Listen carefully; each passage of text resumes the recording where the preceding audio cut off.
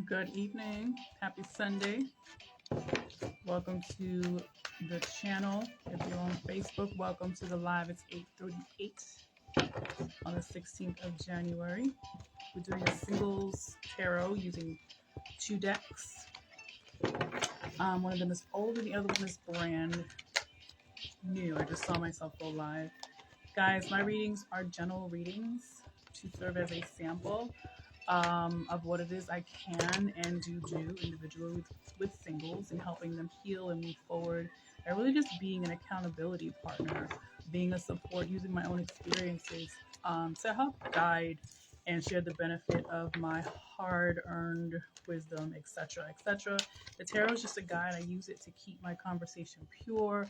I don't like using opinions. Or just being too judgmental, so I see what the cards have to say and then we take it from there. What's in store for my singles? Nice. What's in store for my singles with or without him, with or without her? Someone's coming into their divine feminine, divine masculine. See how dolled up she is? What is she wearing on her head? Like what? That's a crown. Okay, that's divinity. That's divine feminine. That's divine masculine. So we're in a feminine cycle. However, there are divine masculines who are tapped into their feminine essence, right? That is both parts of themselves. Master teachers, guides, right? Coaches are often tapped into both sides, whether they know it or not. You don't have to be smart to be spiritual. I repeat, you do not have to be smart to be spiritual, because being connected has nothing to do with the judgments that are placed on us by our different religions, okay? There's no room for that here. The judgment card does come up. I'm hearing other messages with that. Okay. Often a spiritual past is filled with challenges, pain, heartbreak, okay, loneliness. Why? Because when you're quote unquote moving from religion to spirituality, it's a lonely walk.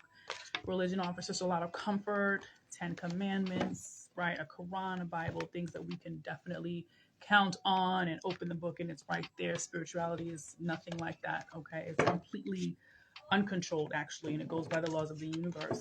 In spirituality, for example, someone does something to you, okay? In religion, I should say.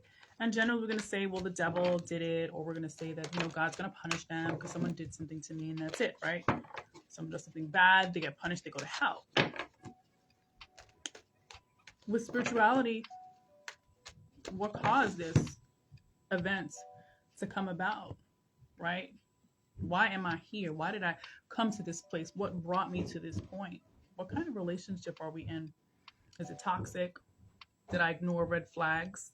Right? Is this person reminding me something about myself that I don't want to look at? Spirituality is actually doing the work, doing your part, using your intuition, using the gifts that the Most High called you to use. It's not running away from your lessons and expecting to blame it on either the devil or God, right? Which is a nice basic format. But sometimes your situations have nothing to do with either. They have to do with you. Sometimes this guy right here lives right within you. I know that's spooky. Sounds very Silence of the Land and Shining, but until you understand that a lot of the things that happen to us have a message inside of it for us, not to say it's our fault, but there's a reason, a deeper reason, a lesson. And the only time we can actually obtain our blessing, like we all want blessings, but we don't want the lessons. Isn't that interesting? We'd rather torture ourselves and stay up at night, simply because we're fighting the flow of life, right? This dark energy at times lives right inside our own mind. Our fears, which scare us to death, right? Is really just thinking the worst. Something's happening. Maybe you don't know what's going on. Maybe you see some signs. Someone makes you feel weird, anxious, nervous. How many people have gotten killed senselessly? I repeat, how many people have gotten killed senselessly because someone said they looked suspicious? They looked weird. I didn't understand why he was walking like that. This guy was in that person's mind, telling them that they look suspicious. This is why people judge and they're wrong. This is why people sometimes even break up. This is why people go to jail when they shouldn't. Okay, because this guy sometimes lives, I keep putting that out here. This is what the energy is telling me to do, right? You no longer have to be in hangman. With or without him, with or without her, you're going to be moving on. Hangman is ending. That was actually in reverse. Your hangman was in reverse. You're not going to be idle anymore. Your life's not going to be stuck.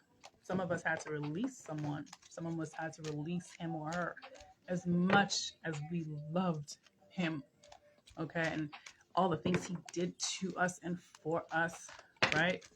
All the ways he brought us to heaven and back, right? That had to end. This isn't a physical death. This is the end of something. It was time for it to be over. Not every relationship is meant to last forever, ever. Yes, there are plenty of long-term relationships that last many cycles, sometimes many lifetimes. Okay, which we can go into another non-tarot class about, actually, because that's a heavier topic. But relationships could last long, but they're not always meant to last forever. Some things are for a time, for a season. There's lessons you guys have to learn together. Someone's supposed to uplift someone, bring them to the next point in their path. And a lot of these agreements are made in spirit, that is on the ether, right? The closest thing I can compare it to is dream state. A lot of spiritualites believe that the dream state is actually real. And what's going on here, right? These are the illusions, right? These are the delays that we're living in every day. Most things that happen to us were always going to happen, right? For our lessons, for our learning. Someone's coming into their divine masculine. There's some brothers that are going to be seeing this. Okay, you too have to learn to sharpen your acts, sharpen your intuition. Stop being fooled and distracted by all these elements out here, these temptations out here. Not to say anyone's judging you or telling you how to live your life. But always remember, the more special, the more gifted, the more talented you are, you're like red meat. You're red meat. Okay, and all the elements, all the inorganic, right, disagreeable forces, they want to stop your progress, quite frankly, and they'll use anything, anyone, right, any pain, any pleasure to do it. Okay, sharpen your spiritual wand. Okay, every offer is not for you. Look at how she's shrugging her shoulders. That offer is coming from nowhere, actually. It's just like a cloud. It's there, but it's not there. There's a wall, but it's not a wall. There's a cloud in the wall, which should be in the sky, right? It's a little bit of a foo-diggy offer. So her arms are crossed because she understands that it's not coming with any peace, right? It's surface value. It's not leading them closer to their path. Look at how a call's coming in. I haven't heard from this person in days and days, and they want to call me during your reading. Go live to that call coming in and continue our reading, right? Ace of Wands came up twice in the last reading. What's going on with these conflicts? For the breakthrough. Stop focusing on how long something is taking. Prepare for when it finally starts to happen, because it looks like it's happening fast. Okay? This was upright. Okay? So in reality, change is happening, and it's happening quickly. For whoever's on here, it could be someone that you're dealing with. It could be yourself. It could have already happened. So this is fast-paced change, faster than you expected, excuse me. You're going to heal from this. I get this like every other reading, right? You're not alone. A lot of us have been betrayed, heartbroken. We're going into Valentine's Day season. Some of us will be meeting someone new. Nice.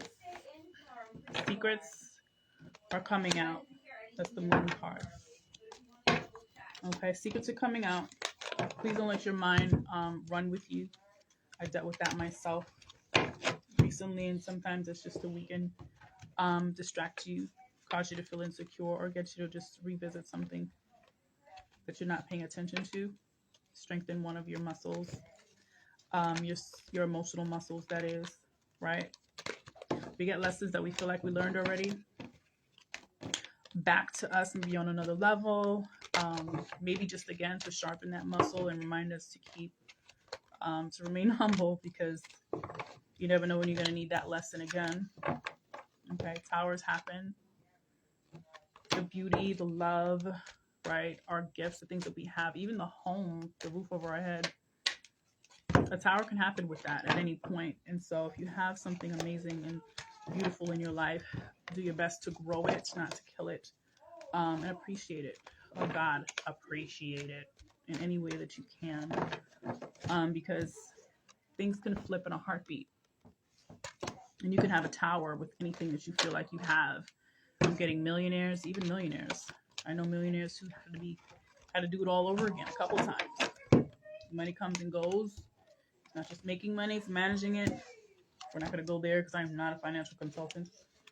I actually have a consultant because that's not my forte. Not right now, anyway. She's on a journey. Look at her. Look at that individuality. With or without him, you're on your journey. Okay, actually stepping into your true self. Okay, unapologetic. Stepping outside of the box. Maybe being judged a little bit, but you're not worried about it because you feel like you ain't got nothing to lose. And when you have nothing to lose, you're the most dangerous person on the planet. Okay. And sometimes this is why these things happen. This is why we lose everything. This is why we have our long periods of hermit, time to oneself, right? It's disguised as loneliness.